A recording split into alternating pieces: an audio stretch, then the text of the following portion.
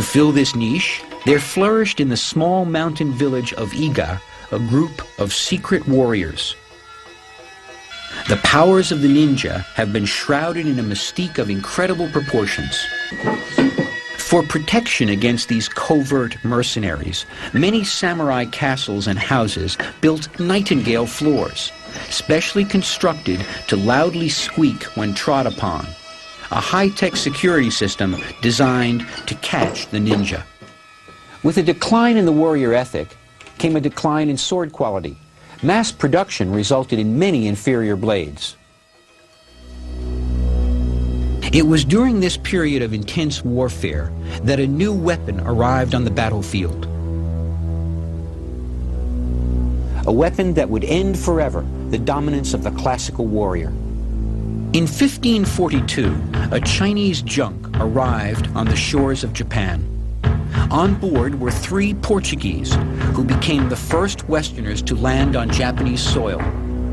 They were strange and exotic, but what really caught the attention of the Japanese were the guns that they carried. The samurai understood immediately that guns threatened their very existence. Their forefathers always had known who they killed and who defeated them. With guns, how could they prove their valor to their lord? How could he reward courage? Even lowly merchants and peasants could fight with these cowardly weapons.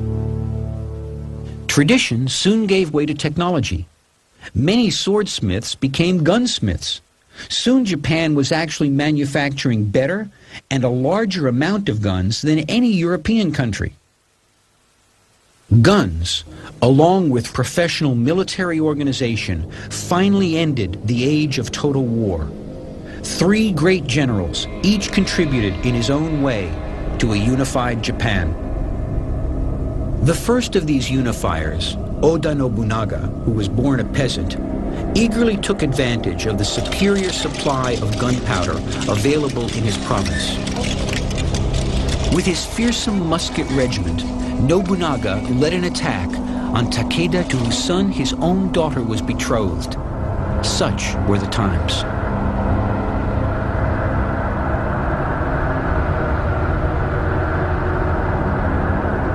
Facing Nobunaga's troops in the field were the mounted samurai of Takeda, the cream of Japan's warrior elite, proud inheritors of the Minamoto classical tradition, a tradition that left them no choice but to attack.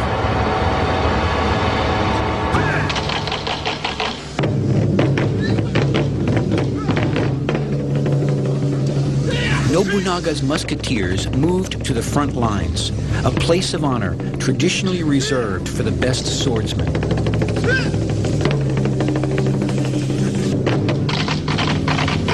The Takeda cavalry charged down the hill.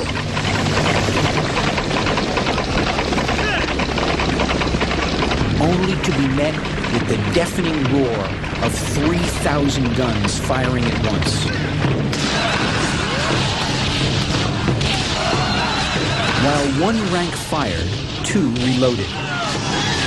This was the first time that this devastating strategy, called rolling volley fire, had been used in world history.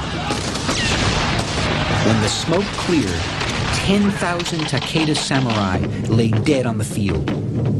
Japan would never be the same. For all of its lethal beauty, its noble tradition, and the incredible skill required to wield it, the sword, even in the hands of the most courageous samurai, could not compete with a bullet fired from a gun in the hands of an uncultured peasant soldier. In the 16th century, on the strength of his guns, Nobunaga began to unify Japan's warring samurai clans.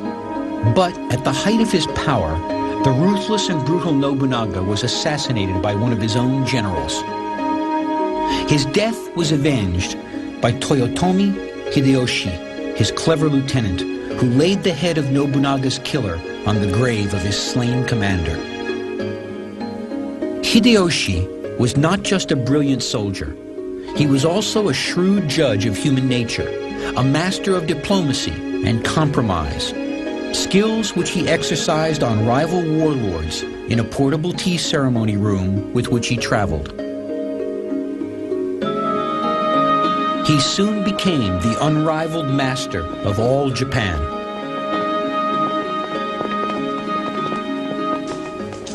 In 1588, Hideyoshi instigated the Great Sword Hunt. He collected guns and swords from all the peasants and melted them down to make an enormous bell and a giant statue of the Buddha. The statue is gone. All that remains of it is this piece of the Buddha's nose. But the enormous bell, famous throughout Japan, is still here.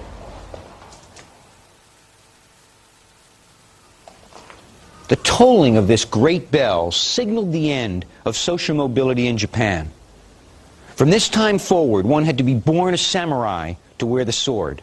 Never again would a peasant rise up to usurp power as Hideyoshi himself had done.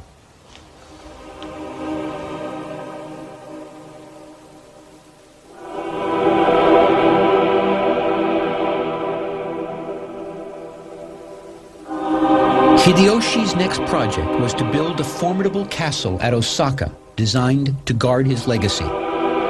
And his ambition did not stop there. Hideyoshi decided he wanted to rule an empire.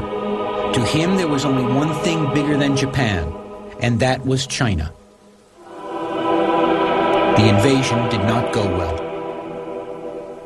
Meanwhile, the third unifier, Ieyasu Tokugawa, a powerful lord who traced his ancestry back to the first shogun Yoritomo, pulled back to his own provinces during Hideyoshi's invasion of China and bided his time, strengthening his position. After Hideyoshi's death, Tokugawa had the largest standing army in Japan. Hideyoshi had made Tokugawa swear to be loyal to his heir, an oath that Tokugawa broke when he attacked the heir's forces at Osaka Castle.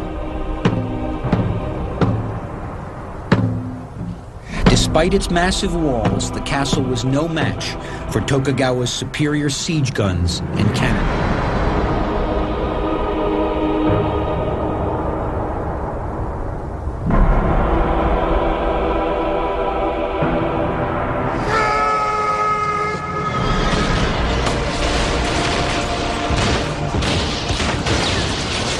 Tokugawa, in his turn, became lord of all Japan.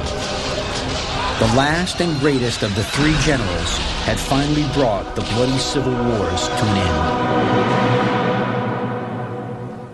end. Once in absolute power and control, Tokugawa refashioned Japan into his ideal of an inflexible and rigidly structured society. He expelled foreigners, forbade Japanese to travel abroad, and amazingly, he outlawed all guns. Japan went back to the sword. But in this unprecedented time of peace, the samurai no longer had a reason to use their swords. There were no more battles, and the Tokugawa government outlawed sword duels and vendettas among the samurai. Domestic peace had a serious eroding effect on the warrior ideal Tokugawa tried to instill into his samurai. They ate, drank, played games, and dreamt of glory in times gone by.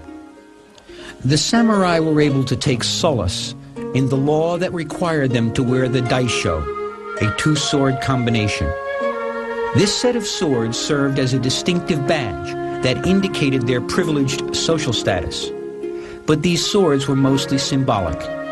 Almost anyone of high rank began wearing them to denote their status, such as sumo wrestlers. In this long age of peace, the production of swords came almost to a standstill, whereas the creation of mountings and fittings for swords became a prosperous business. Precious metals were used to create extremely elaborate decorations for swords, like these gold-inlaid guards. Small pieces of metal were attached to the sword's hilt under the silk wrapping to create a firm grip. These were called minuke, and they became intricate miniature sculptures.